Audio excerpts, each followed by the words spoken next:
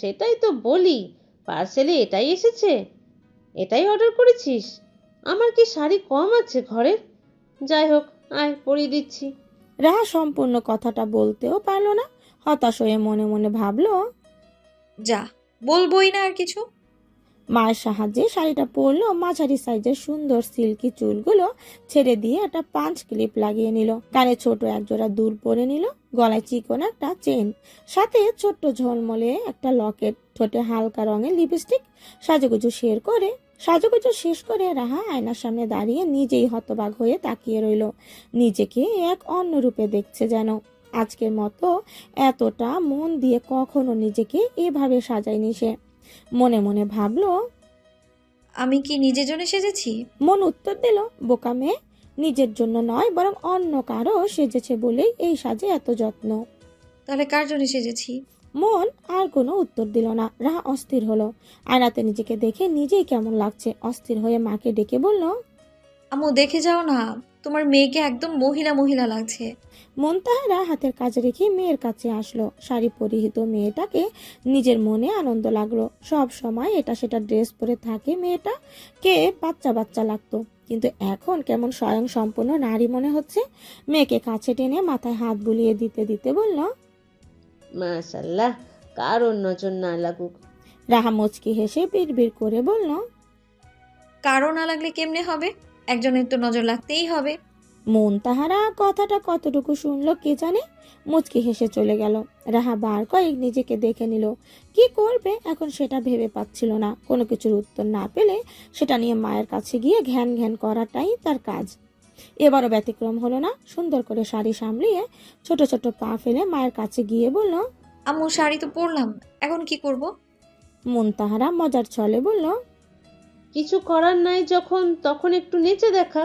রাহা মায়ের কথা বুঝতে পেরে না কেঁদে বলল, আম্মু প্লিজ, শাড়ি পরে মানুষ কত কি করে, কিন্তু আমি তো করার মতো কিছু খুঁজে পাচ্ছি না। মনতাহারা 2 সেকেন্ডে চুপ থেকে বলল, তোর খালামণিদের বাসা থেকে ঘুরে আয়, তানিয়াকে বলিস কিছু ছবি তুলে দিতে। রাহা যেন এবার একটা উপায় খুঁজে পেল। মায়ের দেওয়া পরামর্শটা তার কেন জানি পছন্দ হয়ে গেল। মায়ের কাছ থেকে বিদায় নিয়ে চলে গেল তিশানদের বাসার উদ্দেশ্যে। শাড়ি পরে ভালো করে হাঁটা যায় না, যদি আবার ব্যক্তিটা হয় শাড়ি পরাতে অনভিজ্ঞ। রাহা 15-20 মিনিটের রাস্তা হেঁটে যেতে পারবে বলে সাহস পাচ্ছিল না বলে রিক্সা নিয়ে চলে আসলো। রিক্সা থেকে নেমে ঘাড় উঁচু করে ছাদে তাকালো। তিশানকে প্রায় সময় ছাদে দেখা যায়, তবে আজকে দেখা গেল না বলে রাহা একটা স্বস্তির নিঃশ্বাস ফেলল। রাহার কেমন লজ্জা লজ্জা লাগছে।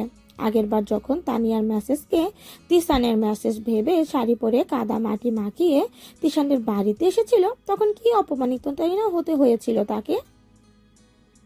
মনের ধুকপুকানি নিয়েই রুম অবধি পৌঁছালো রাহা। বুকে হাত রেখে নিজেকে ধাতস্থ করে কলিং বেল চাপলো। 2 সেকেন্ড পরেই ফট করে দরজা খুলে দিল। ঠিক তখন রাহা ঘাড় নিচু করে শাড়ির কুচি ঠিক করতে ব্যস্ত। তিশান বুঝতে না পেরে তাকিয়ে রইল। রাহা দরজা খোলার শব্দে ঘাড় উঁচু করতেই দেখলো তিশান উসখুস হয়ে তাকিয়ে আছে। তিশানকে দেখে রাহার হাঁটু কাঁপছিল, কিন্তু কেন সে তা জানে না। পরক্ষণেই নিজেকে সামলিয়ে নিয়ে একটা মেকি হাসি দিয়ে তিশানকে ইগনোর করার জন্য তিশানের পাশ কেটে ভেতরে ঢুকে গেল। রাহা যেতেই তিশানের ঘোর কাটলো। রাহাকে কখনো এভাবে দেখেনি। মনে মনে বলল ভালোই লাগছে, তবে দরজা আটকিয়ে দিয়ে এসে রাহার সামনে বলল, কি বিয়ে শাদী করার ইচ্ছে হচ্ছে নাকি? রাহা নাক মুখ কুচকিয়ে বলল। মানে? তিশান নাক টেনে বলল, হুমায়ুন আহমেদ বলেছেন মেয়েরা যখন বিয়ের কথা বাসায় বলতে পারে না তখন বেশি বেশি শাড়ি পরে। রাহা প্রতি উত্তরে বলল, তিশান ভাই, চোখে কি বেশি দেখছেন নাকি ইদানিং? আমাকে কবে শাড়ি পরতে দেখেছেন আপনি? তিশান পাশের সোফাটাতে হেলান দিয়ে বসে বলল, গতবার যে কাদামাটি মাখিয়ে শাড়ি পরে এসেছিলি, তাও আমার নাম ভাঙিয়ে। এবারও কি এরকম কোনো ধান্দা আছে নাকি? রাহা অভিযোগের স্বরে বলল, খালামণি, তোমার ছেলে এসব কি বলছে? ধান্দা ফান্দা? তিশান বিদ্রুপ করে বলল, হয়েছে, তোকে আর নাকামো করতে হবে না। চোখের সামনে থেকে সর। তানিয়া রুমে আছে, যা ওর কাছে যা। রাহা তিশানের এসব অপমানে অভ্যস্ত। শাড়ির আঁচলটা কচলাতে কচলাতে রাহা উঠে দাঁড়ালো। আগুন দৃষ্টিতে তিশানের দিকে তাকিয়ে কুশন বালিশটা তিশানের দিকে ছুঁড়ে মেরে শাড়ি গুটিয়ে দৌড় লাগালো তানিয়া রুমে। যেতে যেতে বিড় বিড় করে বলতে লাগলো, উনি কি আসলেই আমায় দেখতে পারে না? এইভাবে কেন ইগনোর করে আমায়? গুটি গুটি পা ফেলে রাহা তানিয়ার রুমে গেল। তানিয়া তখন ফোন কলে ব্যস্ত কারোর সাথে। রাহাকে দেখতে পেয়ে কান থেকে ফোনটা নামিয়ে কলটা কেটে দিয়ে শুয়ে থাকা থেকে উঠে দাঁড়ালো।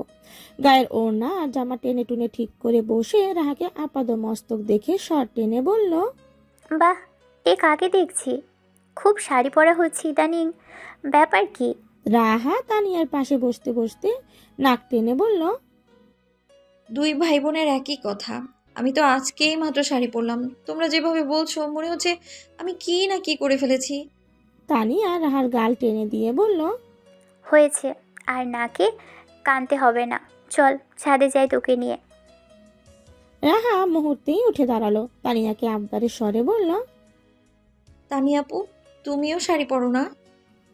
তানিয়া আয়নাতে নিজেকে একটু দেখে নিয়ে বলল, তোকে ছবি তুলে দিব। আমিও বললে দেখা যাবে নিজের ছবি তুলতে তুলতেই তোকে ছবি তুলে দেওয়ার সময় পাবো না। কথাটা বলেই দুজনে হাসলো। তানিয়া রাহার হাত ধরে ছাদের উদ্দেশ্যে পা বাড়ালো। যাওয়ার সময় ড্রয়িং রুমে তিশানকে দেখে তানিয়ার পা একটু থামলো, সাথে রাহাও দাঁড়ালো। তানিয়া 5-7 ভেবে ফোন টিপতে থাকা তিশানের সামনে গিয়ে বলল, ভাইয়া, তোমার ফোনটা একটু দাও, রাহাকে একটু ছবি তুলে দিব। তিশান ফোনের দিকে তাকিয়ে থেকেই বলল, তোর ফোন কই? তানিয়া মিনমিন গলায় বলল, আমার ফোনের ক্যামেরা তো অত ভালো না। সরি। তিশান হুট করে ফোন থেকে দৃষ্টি সরিয়ে তানিয়ার দিকে তাকিয়ে বলল, এই ওয়েট, তোর তো দেখি দিনকে দিন সাহস বেড়ে চলছে। আমার ফোন জীবনেও হাতে নিতে পেরেছিস, আর আজকে কিনা কি সহজে চেয়ে নিচ্ছিস? তানিয়া মাথা চুলকাতে চুলকাতে বলল, কি এমন হবে একটু দিলে? তিশান 2 সেকেন্ড চুপ থেকে রাহার দিকে তাকালো। এতক্ষণ চুপ থাকা রাহা মুহূর্তে মুখ ভেঙচি মেলে বিড়বিড় করে বলল, ঢং। তিশান কিছু বলল না, ফোনটা তানিয়ার দিকে এগিয়ে দিল। তানিয়া খুশি মনে ফোনটা হাতে নিতেই তিশান চেঁচিয়ে বলল, মাত্র 5 মিনিটে চলে আসবি। আমি ফোন দেখছিলাম কিন্তু। তানিয়া ঘাড় নাড়িয়ে সায় দিল। মুহূর্তেই রাহাকে নিয়ে চলে গেল ছাদে। ছাদের সুন্দর মনোরম পরিবেশে রাহার যে আরো বেশি ভালো লাগতে শুরু করলো। কোনো এক অচেনা মানুষের দেওয়া যত্নের ভালোবাসার উপহারগুলো রাহার সর্বজ্ঞ লেপ্টে আছে। এ যেন এক অন্য অনুভূতি। রাহার মনে বসন্তের মতো হাজারো রং বেরঙের ফুল ফুটে যাচ্ছে। কত শত অজানা অচেনা ফুল, যেগুলো কখনো চোখে দেখা হয়নি। মানুষটা যেই হোক, কিন্তু তার প্রতি আলাদা এক অনুভূতি জন্ম নিচ্ছে, যেটা রাহার জন্য প্রথম অনুভূতি। রাহার এই প্রথম এইরকম কোনো অনুভূতি হচ্ছে কল্পনার মানুষটাকে বারবার আঁকতে চেয়েও আঁকতে পারেনি, বরং রং লেপ্টে বরং আরো ঘোলাটে হয়ে গিয়েছে। কিন্তু তিশানের প্রতিচ্ছবিও আসছে না যে, তাও রাহা নিজের অনুভূতিগুলোকে হেরে যেতে দিল না। তিশান নাই বা হলো, তাই বলে কি অনুভূতি নষ্ট হয়ে যাবে? কেন নষ্ট হবে? অনুভূতি তো তিশানের প্রতি নয়, বরং সেই চিরকুটে দেওয়া মানুষের প্রতি এসেছে। সে যেই হোক। রাহা মনকে জিজ্ঞেস করে, মন উত্তর দেয়, উপহার হোক না সে সামান্য কিংবা অসীম, কিন্তু যত্ন, এটা কি খুব কম? উপহার বাদ দিলাম, কিন্তু চিরকুট, ভালোবাসাময় বাক্য, সেগুলোতে অনুভূতিরা জাগ্রত হবে না? সূর্য প্রায় ডুবে গিয়েছে। সম্পূর্ণ আকাশ জুড়ে অন্ধকার নামছে। রাতের আকাশে তারাদের দেখা পাওয়া যাবে কিনা সেটা এখনো বোঝা যাচ্ছে না। তানিয়া ততক্ষণে প্রায় অনেকগুলো ছবি তুলে রাহাকে নিয়ে নিচে চলে আসলো। ওরা আসতে তিশান চোখ মুখ ফুলিয়ে বলল, তোরা আসলি কেন? আমি তো ভেবেছিলাম ওখানে সংসার পেতেছিস। তানিয়া তড়িঘড়ি করে ফোনটা এনে তিশানের হাতে দিল। রাহার শাড়ির অবস্থা ততক্ষণে নাজেহাল। ছবির পোজ দিতে দিতে শাড়ি প্রায় নড়বড়ে হয়ে গিয়েছে। শাড়ি পরে অভ্যস্ত না হলে এতক্ষণ পরে রাখা যায়? রাহা ঢুলু ঢুলু চোখে তানিয়াকে বলল। আপু, আমার তো বাসায় যেতে হবে। তানিয়া কিছু বলার আগে তিশান বলে উঠল, তো যাচ্ছিস না কেন? রাহা তিশানকে পাত্তা না দিয়ে তানিয়ার উদ্দেশ্যে বলল। আমি যাচ্ছি তাহলে। এর মধ্যে রোকেয়া বেগম দৌড়ে এসে বলল, যাচ্ছি মানে এই সন্ধ্যায় একা যাবি? মন যদি জানে তার মেয়ে আমার বাসা থেকে একা একা গিয়েছে, তাহলে আমাকে আস্ত রাখবে? তিশান ফোরন কেটে বলল। একা আসলে একা যেতে সমস্যা কোথায়? তানিয়া প্রতিবাদী কণ্ঠে বলল, ভাইয়া, এই কথা তুমি বলতেছো? যখন এসেছে তখন দিনের আলো ছিল, এখন সন্ধ্যা, ঘোর অন্ধকার। তিশান চুপ করে রইল। তানিয়ার বুঝতে বাকি নেই যে তার ভাই রাগে এসব কথা বলছে।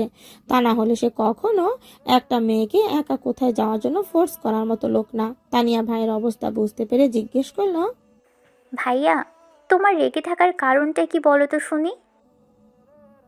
তিশান 2 সেকেন্ড চুপ থেকে তারপর হুঙ্কার দিয়ে বলল, ওরে বলছে গে রাস্তা দিয়ে এইভাবে শাড়ি পরে চুল ছেড়ে সবাইকে দেখিয়ে দেখিয়ে এ বাসায় আসতে? ওদের বাসায় কি ছাদ নেই?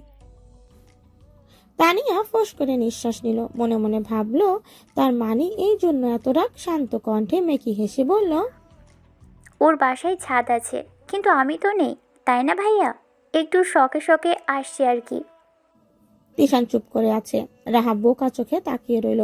সে বুঝতে পারছে না এই মুহূর্তে তার অনুভূতি কেমন হওয়া উচিত, কেমন হলে অনুভূতিটা ঠিকঠাক হবে সেটা বুঝতে পারছে না। কিন্তু কথাগুলো একটু গায়ে লাগলো। চঞ্চল মানুষগুলো রেগে গেলে কিন্তু সর্বনাশ। রাহা কিছু না বলে দরজা খুলে বের হয়ে গেল। রোকেয়া বেগম দৌড়ে দরজা পর্যন্ত এসেও রাহাকে থামাতে পারল না। ফের তিশানের কাছে এসে বলল, যা না একটু। তিশান বেশ বিরক্ত নিয়ে উঠে গেল। রাহা দ্রুত পা চালিয়ে গেট পেরিয়ে গেল। তিশান দৌড়ে এসে গেটেই বাইকটা পেয়ে গেল। বাইক নিয়ে রাহা অব্দি পৌঁছাতে বেশি সময় লাগলো না। দুইজন একই টাইপের মানুষ একসাথে হলে কেউই কাউকে হারাতে পারে না। ঠিক যতটা তেরা রাহা, ঠিক তার চেয়েও বেশি তেরা তিশান। গেটের একটু দূরে যেতেই রাহাকে পেয়ে গেল তিশান। তিশান পেছনে পেছনে এসেছে মানে এখন রেগে মেগে কি না কি করবে সেটা রাহা নিজেও আন্দাজ করতে পারবে না। রাহা তিশানের উপস্থিতি বুঝতে পেরে হাঁটবে নাকি হাঁটা থামিয়ে দেওয়া উচিত বুঝতে পারছে না। যতই হোক তিশানকে তো সে এই মুহূর্তে একটু হলেও ভয় লাগছে, যদিও দুজনেই রেগে আছে। তিশান রাহার সামনে এসে বাইকটা থামিয়ে দিল। রাহা চোখ পিট পিট করে তাকিয়ে মনে মনে ভাবলো, বাইকে করে দিয়ে আসবে নাকি? রাহার অবাস্তব ভাবনার মাঝে হাতে টান পড়ল। ততক্ষণে তিশান বাইক থেকে নেমে গিয়েছে। রাহার হাত ধরে বাইকে না বসিয়ে উল্টো ঘুরে গেটের দিকে যাচ্ছে। রাহা তো আগামাথা কিছুই বুঝতে পারলো না।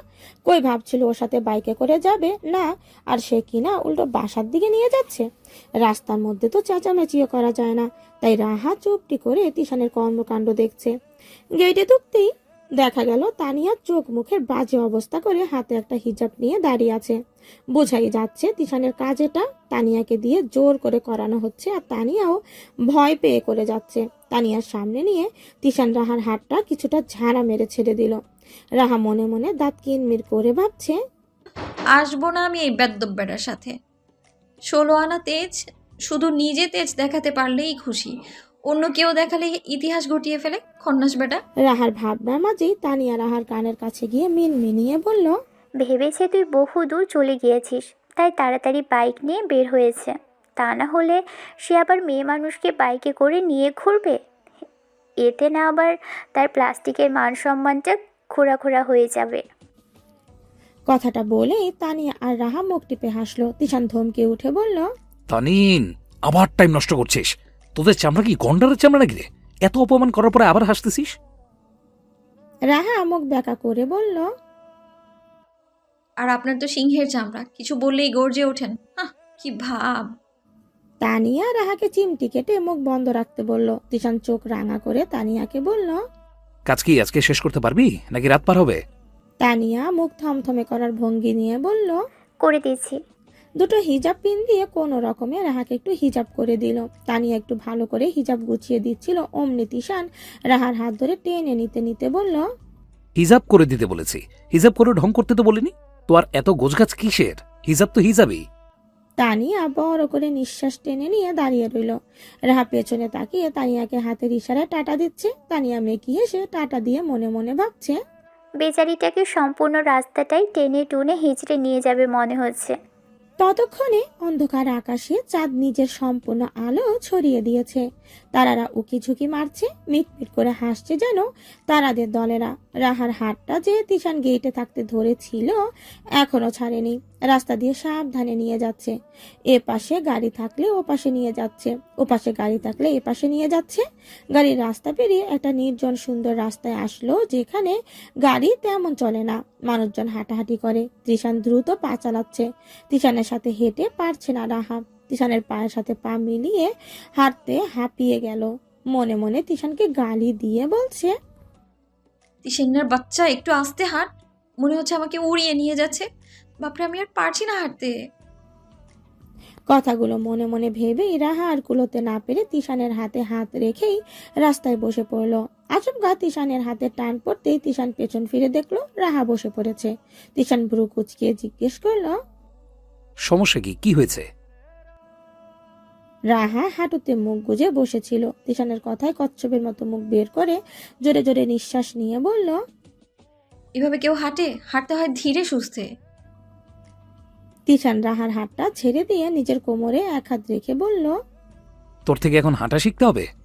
রাহা চেঁচিয়ে উঠে বলল, আজব লোক, শিখতে বললো কে? আমি এত জোরে হাঁটতে পারবো না। তিশান বুঝলো রাহা সত্যি হাঁপিয়ে গেছে। আশেপাশে তাকিয়ে কিছু দেখলো, তারপর রাহাকে বলল উঠে দাঁড়াতে। তিশানের কথায় রাহা কিছুটা ধীরে ধীরে উঠে দাঁড়ালো। তিশান দূরে একটা দোকান দেখতে পেয়ে দোকানের উদ্দেশ্যে হাঁটা লাগালো। রাহা নিজের জায়গায় দাঁড়িয়ে রইল। তিশান দোকান থেকে পানি, জুস আর চকলেট এনে রাহার হাতে দিতেই রাহা খপ করে নিয়ে নিল সব। একটা চমৎকার হাসি দিয়ে পানি খেতে লাগলো। ডক করে পানি খেতে নিয়ে নাকে মুখে গলায় পানি অর্ধেক ফেললো আর অর্ধেক খেলো। তিশান রাহার হাসি মুখের দিকে তাকিয়ে বলল, এগুলো খাওয়ার জন্যই তোর হাঁটতে না পারার বাহানা? রাহা একটা চকলেট খেতে খেতে সামনে হাঁটতে লাগলো। মনে মনে বিড়বিড় করে বলল, আপনার মাথায় শুধু গোবর। তিশান শুনতে পেলো কিনা সেদিকে খেয়াল নেই রাহার। রাস্তা পের হতেই মনে হচ্ছে 2 যুগ লেগে যাচ্ছে। রাহা যত দ্রুতই হাঁটতে থাকে তিশান তাও ওর সামনেই চলে যায় হেঁটে। কোনোভাবেই তিশানের সাথে হেঁটে পারে না রাহা। একরকম হাঁটার প্রতিযোগিতা করে বাসা অবধি পৌঁছালো রাহা। তিশান গেট পর্যন্ত এসে পা থামিয়ে দিল। রাহা নিজের মতো করে গেটে ঢুকে গিয়েই আবার হুড় করে বের হয়ে এসে তিশানকে বলল, ভাইয়া, বাসায় আসেন। তিশান রাহার দিকে একবার তাকালো, তারপর 2 হাত পকেটে গুজে উল্টো দিকে হাঁটা শুরু করলো। রাহা মুখ ভ্যাংচালো, একটু উঁচু স্বরে বলল, ভাইয়া, ধন্যবাদ। তিশান আর পেছনে ফিরে তাকালো না। ধন্যবাদ দিল কেন? বাসা অবধি পৌঁছে দেওয়ার জন্য নাকি বাসায় না যাওয়ার জন্য? এই প্রশ্নের উত্তর কেবল রাহার জানা। রাহা 2 হাতে শাড়ি গুটিয়ে সিঁড়িতে পা বাড়ালো। 1 পা 2 পা করে নিজের রুমের সামনে আসতেই ছাদ থেকে গানের স্বর ভেসে আসলো। রাহা নিচ থেকে আসার সময় ইবরাজ ছাদের কানের ঘেঁষে দাঁড়িয়েছিল। এখন গিটারের টুংটাং শব্দে গান ধরলো। রাহা 2 সেকেন্ড স্থির দাঁড়িয়ে থেকে ইবরাজের গাওয়া গান শুনলো। তারপর নাক মুখ কুচকে মনে মনে ভাবলো, নষ্ট পুরুষ মানুষের কিনা আবার ভালোবাসা। ইবরাজ আর তার গানকে হেয় করে রাহা রুমে ঢুকে গেল। ইবরাজ তখনও গাইছে। গানের স্বর তখনও ক্ষীণ শোনা যাচ্ছে। রাহা ভেতরে ঢুকেই ধপাস করে দরজাটা লাগিয়ে দিল। যেন মনে হচ্ছে দরজা নয়, ইবরাজকেই ঝাড়িটা মারা হয়েছে। মুনতাহারা মেয়েকে ফিরতে দেখে জিজ্ঞেস করল, একা এসেছিস? রাহা শাড়ি খুলতে খুলতেই বলল। তা না হলে? মুনতাহারা চিন্তিত কণ্ঠে বলল, একা কেন আসলি? কিভাবে আসলি? ও বাড়িতে কি কেউ ছিল না তোকে দিয়ে যাওয়ার জন্য? রাহা হিজাব, শাড়ি, হাতের চুড়ি খুলে রেখে 2 হাতে মাথার চুলগুলোকে কোনো রকমে পেঁচিয়ে খোপা করে মায়ের উদ্দেশ্যে বলল, ওদের বাড়িতে কি ওদের কাউকে আমার জন্য ভাড়া করে রেখেছো নাকি? মুনতাহারা এক ধ্যানে মেয়ের মুখের দিকে তাকিয়ে বোঝার চেষ্টা করলো সে ঠিক কোন মনোভাবের কথাগুলো বলছে। মায়ের এমন সন্ধিহান দৃষ্টি দেখে রাহা শেষমেশ না পেরে ফিক করে হেসে দিল। মুনতাহারা বুঝে গেল মেয়ে তার এতক্ষণ ফাজলামো করতেছিল। রাহা হাসতে থেকেই বলল, ডিলিট করে দিয়েছে। মুনতাহারা ব্যস্ত কণ্ঠে বলল, দিয়ে চলে গেল? বাসায় আসতে বলবি না ছেলেটাকে? রাহা চেঁচিয়ে বলল, তিশান ভাইয়া দিয়ে গেছে। হয়েছে, শুরু হবে এখন তিশানের উপর পীড়িত। বলেছি আসতে, কিন্তু সে আসবে বলে তো মনে হয় না। মুনতাহারা আর কিছু বলল না। মেয়ের সাথে এখন আর যুক্তি তর্কে পারবে না বলে বেরিয়ে আসলো রুম থেকে। রাহা সবকিছু সুন্দর করে গুছিয়ে রাখলো, সাথে অনেকটা যত্ন করে রাখলো। এগুলোতে অন্যরকম এক নেশা মিশে আছে। 2টো চিরকুট সামনে নিয়ে বসে আছে সে। কত দিন আর কতটা সময় যে এই চিরকুট চোখের সামনে রেখে তাকিয়ে থাকতে থাকতে কেটে গিয়েছে। কি এক অদ্ভুত অনুভূতি মিশে আছে 2 লাইনের কথায়। রাহা অভিমানের স্বরে মনে মনে ভাবছে, প্রিয়, কি বলে সম্বোধন করব জানা নেই। প্রিয় কি না সেটাও জানি না, কিন্তু খুব করে জানি যে আপনার ঠিকানাটা জানলে আমিও আমার অনুভূতিটা আপনার নিকট প্রকাশ করে হালকা হতে পারতাম। রাহার খুব করে ইচ্ছে করছে সেই মানুষটাকে লিখতে, কিন্তু সে তো ঠিকানা জানে না, কোন ঠিকানায় বা পাঠাবে। এসব ভাবতে ভাবতেই মনে পড়ল তিশান কি আসলেই সেই মানুষটা, কিন্তু এতটা পথ ওনার সাথে এসে এতটুকু কিচ্ছু মনে হলো না যেন। রাহার আসলে ইচ্ছে করে না সেই অস্পষ্ট মানুষটার সাথে কাউকে মেলাতে, কেবল ভালো লাগে তাকে অস্পষ্টভাবে কল্পনা করতে, এতে যেন আলাদা এক সুখ নিহিত রয়েছে। খুব বেশি ভাবতে গেলেই রাহা ক্লান্ত হয়ে যায়, তাই ব্যাপারটাকে কঠিন হতে না দিয়ে ভাবনা থামিয়ে দিল। অনেক কিছু কল্পনা করেই শান্তি, বাস্তবে চলে আসলে সেগুলোতে আর শান্তি থাকে না। এসব ভাবতে গেলে রাহার রাত শেষ হয়ে ভোর হয়ে যাবে, তাই চিরকুট দুটো যত্ন করে রেখে দিল গোপন স্থানে। তারপর ফ্রেশ হয়ে এসে বসতেই মায়ের মোবাইলটার দিকে নজর গেল। হঠাৎ মনে হলো বিকেলে তোলা ছবিগুলো নিতে হবে। মায়ের মোবাইলটা হাতে নিয়ে ফেসবুকে ঢুকলো। নিউজ ফিডে ঢুকতেই সামনে ভেসে উঠল ইবরাজ, হাতে গিটার, এলোমেলো চুলে বেপরোয়া স্টাইলে একটা প্রোফাইল পিকচার আপলোড দিয়েছে কিছুক্ষণ আগে। রাহার বুঝতে বাকি রইল না যে ইবরাজকে অ্যাড করেছে তার মা। এটা তার মায়ের কাজই। ফেসবুক অ্যাকাউন্ট খোলার পর তার মা এটাই করছে। পাশের বাসার ভাবি, এলাকার আন্টি, আন্টির পোলা, মাইয়া, পুরো গোষ্ঠীকে অ্যাড করে রেখে দিয়েছে। অবশ্য এখন ইবরাজকে করলো। অ্যাকাউন্টটা তার মায়েরই। মাঝে মাঝে রাহা এটাতেই একটু ঘোরাঘুরি করে। এসব ভাবতে ভাবতেই কি মনে করে ইবরাজের কমেন্ট বক্সে ঢুকে গেল। সবাই বেশ ভাবা দিচ্ছে। একজনের কমেন্ট কেবল ইবরাজ রিপ্লাই দিয়েছে। সে জিজ্ঞেস করেছে শরীর কেমন। ইবরাজ ছোট করে জবাব দিয়েছে ভালো। সবাই আরো যাবতীয় অনেক কিছু জিজ্ঞেস করেছে, যেগুলো মূলত ইনবক্সে বলা যায়, যেমন ভাই কেমন আছেন, দিনকাল কেমন যায়, এখানে আসবেন কবে, এরকম টাইপের কমেন্টগুলো রিপ্লাই দিল না ইবরাজ। রাহা ভাবতে লাগলো এগুলো এখানে বলার মতো কথা। কিছু সময় পর একটা কমেন্ট দেখলো যে ভাই ইনবক্সে রিপ্লাই পাই না কেন।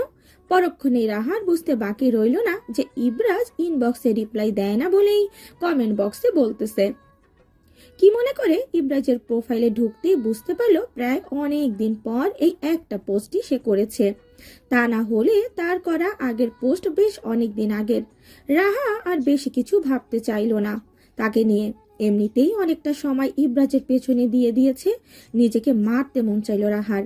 নিজের ওপর বিরক্ত হয়ে প্রোফাইল থেকে বের হয়ে মেসেঞ্জারে ঢুকে সবুজ বাতি জ্বলতে থাকা তিশানের ইনবক্সে মেসেজ দিল। ভাইয়া পিকগুলো দিন। তিশান 2 সেকেন্ড পর সিন করে রিপ্লাই দিল। ডিলিট বক্সে ছিল। তিশানের এই একটা মেসেজ পরে রাহার রাগে মাথা ফেটে যাচ্ছিল। একটা রাগী রিয়েক্ট দিয়ে হাত থেকে ফোনটা ছুঁড়ে ফেলে মেরে ঘাপটি মেরে বসে রইল বিছানায়। প্রচন্ড রকমের মন খারাপ আর রাগ হচ্ছে রাহার। সে কি ভাবে পারলো পিকগুলো ডিলিট করে দিতে? এতটাও ফাজলা মতো সহ্য করা যায় না। এর মধ্যেই মুনতাহারা পায়ে হাত রেখে ঘুমিয়ে এসে রাহাকে বলল, রাহা, মা আমার পায়ের ব্যথাটা বেড়েছে রে, কিছু করতে পারছি না। মায়ের পায়ের ব্যথা বহুকাল আগে থেকেই। রাহা মায়ের ব্যথার কথা শুনে নিজের রাগ জেদ বাদ দিয়ে মায়ের কাছে এসে ধরে বসালো বিছানায়। রাহা ব্যস্ত হয়ে বলল, তুমি বসো, আমি দেখছি কি করা যায়। রাহা মাকে বসিয়ে দিয়ে কিছুটা তেল দিয়ে সেটা চুলায় গরম করে এনে পায়ে মালিশ করে দিল। বেশ কিছু সময় মালিশ করার পর মুনতাহারা কিছুটা স্বস্তি পেল। মেয়েকে থামিয়ে দিয়ে বলল, পায়ের ব্যথাটা বেড়েছে রে, কিছু করতে পারছি না। হয়েছে মা, এখন ভালো লাগছে, বস তুই। রাহা মায়ের পাশে বসলো। মুনতাহারা হুট করেই মাথায় হাত রেখে বলল, হায় রে, আমার তো মনেই ছিল না। কি আর এমন বয়স হলো বলতো, কোনো কিছু মনে থাকে না এখন। রাহা মাকে সান্ত্বনা দিয়ে বলল, না মা, তোমার বয়স হয়নি, তুমি তো এখনো কত স্মার্ট। এখন বলো তো কি ভুলে গিয়েছো? মুনতাহারা থেমে থেমে বলল, তুই বাসায় ছিলি না তো? আজকে অনেক কাজ করছি, কত কিছু ধুয়ে মুছে দিয়েছি, এই জন্যই পায়ের ব্যথা শুরু হয়েছে। এখন কথা হলো ছাদে দুটো চাদর শুকোতে দিয়েছিলাম, আনতে ভুলে গেছি। রাহা চেঁচিয়ে বলল। ছাদে কেন দিতে হলো? মুনতাহারা ঠোঁট উল্টিয়ে বলল, ছাদ এত সাথে, নিচতলা থেকে মানুষরা এসে কাপড় দিয়ে যায়, আর আমরা তো ছাদের সাথেই, আর চাদর তো রুমে দেওয়া যাচ্ছিল না। রাহা তেজ নিয়ে বলল। এতকাল তো দাওনি। মুনতাহারা অভিমান নিয়ে বলল, থাক, আমার পায়ের ব্যথা সেরে গেলে আমিই গিয়ে নিয়ে আসবো। রাহার মাথা ধরে গেল আগে। এমনি তিশানের সাথে রাগ উঠে আছে, আর এখন মা কি সব বলছে। এই রাত বিরাতে নাকি ছাদে যেতে হবে, সেখানে কি না দিনেই ছাদে যায় না রাহা। প্রচন্ড বিরক্তি নিয়ে রাহা ছাদের উদ্দেশ্যে বের হলো। দরজাটা একটু ভালো করে বিজিয়ে দিয়ে রাহা একটু একটু করে ছাদে উঠল। ছাদের দরজা দাঁড়াতেই রাহা আটকে উঠল, বুকে থুতু দিয়ে নিজেকে ধাতস্থ করলো। একটু দূরে দেখা যায় লম্বা হয়ে কেউ শুয়ে আছে। সেই কেউটা যে ইবরাজ সেটা রাহার বুঝতে বাকি রইল না, কারণ কিছুক্ষণ আগেই ইবরাজকে গান গাইতে দেখেছিল। ছাদের ঠিক সেই কোণাটাতে রাহাদের চাদর দেওয়া আছে। ঠিক তার সাথেই ইবরাজ লম্বা হয়ে আকাশের দিকে মুখ করে শুয়ে আছে, কিন্তু চোখ বন্ধ নাকি খোলা সেটা রাহা বুঝতে পারল না। পাশের গিটারটা রাখা, একটা সিগারেটের প্যাকেট দেখা যায়।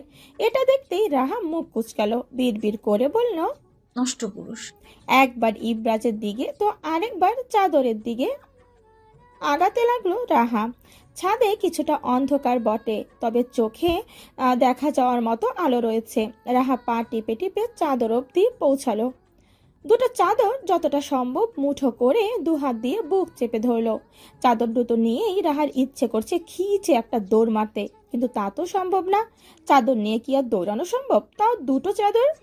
চাদর দুটো বুকে গুজে নিয়ে দু হাত দিয়ে আঁকড়ে ধরে হাঁটতে লাগলো। চাদরের জন্য নিচের কোনো কিছুই দেখা যাচ্ছে না। রাহা ইবরাজ অব্দি পৌঁছে মনে হচ্ছে নিজের পায়ের সাথে নিজেই পেঁচিয়ে যাচ্ছে। যতই হাঁটছে মনে হচ্ছে পা এগোচ্ছে না। খুব কষ্ট করে ইবরাজের মুখ পেরিয়ে আসলো। এখন সে ইবরাজের পায়ের কাছে দাঁড়িয়ে।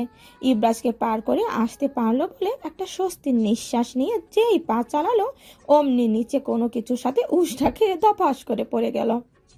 রাহার পড়ে যাওয়ায় টের পেয়ে ইবরাজ তড়িঘড়ি করে শুয়ে থাকা থেকে উঠে বলল, রাহা চোখ মুখ খিচে পড়ে আছে, তার সাথে কেন সব অঘটন ঘটে। রাহার এই মুহূর্তে চিৎকার করে কান্নাতে মন চাইলো, চোখ বন্ধ করে রাখলো। তড়িঘড়ি করে উঠতে যাবে, অমনি ইবরাজ সামনে এসে দাঁড়িয়ে নিজের হাতটা বাড়িয়ে দিল ওঠার জন্য। এটা হচ্ছে মরার ওপর খাড়া, একে তো পড়ে গিয়েছে, তার উপর বিরক্তিকর মানুষটাই এসেছে সাহায্য করার জন্য। হাঁটু গেড়ে বসে থাকা ইবরাজের দিকে দাঁত কিরমির করে তাকালো রাহা। সব একসাথে ঘটেছে, তিশানের জ্বালা, মায়ের জ্বালা, এখন আবার এই নষ্ট পুরুষের যন্ত্রণা। ইচ্ছে করছে নিজের মাথায় নিজেই ইট দিয়ে বাড়ি মারতে। রাহা এসব ভাবতে ভাবতেই ইবরাজ আবারও গমগমে গলায় বলল, রাহা মনে মনে ভাবছে, তাই তো, আমি এখনো পড়ে আছি। ছি ছি ছি, কি লজ্জা। চাদর দুটোকে টেনে হিচড়ে নিয়ে ইবরাজের হাত না ধরে খুব কষ্ট করে দাঁড়ালো রাহা। কিন্তু দুটো চাদরও ভাবে এলোমেলো ভাবে হাতে নিয়ে হাঁটা মুশকিল। এগুলোকে ভাঁজ করে নিয়ে গেলে ব্যাপারটা সুবিধাজনক হতো। রাহা এগুলো ভাবতে ভাবতে ইবরাজ শান্ত কণ্ঠে বলল। রাহা সন্দিহান দৃষ্টিতে ইবরাজকে দেখলো, মনে মনে হিসাব মেলাচ্ছে, বেটা ভালো নাকি খারাপ, কোনো মতলব আছে নাকি নাই, সেটা বোঝার চেষ্টা করছে। অবশেষে মনকে বোঝালো, দেখি না কি হয়। সুপ্ত নয়নে ইবরাজের দিকে হাতটা এগিয়ে দিল। ইবরাজ চাদর দুটো নিয়ে নিজে শুয়ে থাকা পাটি দেওয়া বিছানাতে রাখলো, তারপর চাদর দুটো ভাঁজ করে দিল। রাহা নিচু হয়ে বসে পায়ে কিছু একটা করছে। ইবরাজ সেদিকে তাকিয়ে কিছু খুঁজলো, তারপর পকেট থেকে টিস্যু বের করে রাহার একদম কাছে এসে রাহার মতো করে বসতেই রাহা আতকে উঠে ছিটকে সরে যেতেই আবারও উল্টে পড়তে নিবে, অমনি ইবরাজ তার এক হাত দিয়ে রাহাকে টেনে ধরলো। রাহা তো চোখ বড় বড় করে ইবরাজের দিকে তাকিয়ে রইল। ইবরাজ রাহার হাতটাতে টান দিয়ে রাহাকে পড়ে যাওয়া থেকে রক্ষা করলো। রাহা ইবরাজের হাতটাকে ঝেড়ে ফেলে দিয়ে বলল, কি করছেন, ছাড়ুন।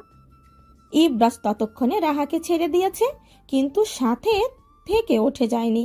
রাহার পাটা কিছুটা টেনে নিয়ে পড়ে যাওয়াতে যে একটু আঁচড়ে গিয়েছে, সেখানে তো টিস্যু পেপারটা দিয়ে শুকিয়ে যাওয়া রক্তটাকে একটু মুছে দেওয়ার চেষ্টা করলো। রাহা তো অবাক, দাঁত কিনমির করে ভাবছে, নষ্ট পুরুষটা করছে কি, এর তো সাহস কম না। মনে মনে এসব ভেবেই রাহা ক্ষান্ত হলো না, বরং চেঁচিয়ে বলে উঠল, এ পা ছাড়েন, ছাড়েন বলছি, এখান থেকে সরেন। রাহা এসবই বলে যাচ্ছিল এক নাগারে। ইবরাজ ফিস ফিস করে বলল। রাহা থমকে গেল, মানে বলছেটা কি এই লোক, তাকে বলেছে কে এত পিরিত দেখাইয়া রক্ত মুছে দিতে, আর মুখের ভাষার কি ছিঁড়েই। রাহা ইব্রাজের কথা শুনে ছিটকে সরে গিয়ে চাদর দুটো হাতে নিয়েই বলল, সমস্যা কি আপনার? মেয়ে মানুষ দেখলেই গা ঘেঁষে দাঁড়াতে মন চায় আপনার? আপনার মতলব আমি বুঝি না মনে করেছেন, যত সব ফাউল নষ্ট পুরুষ।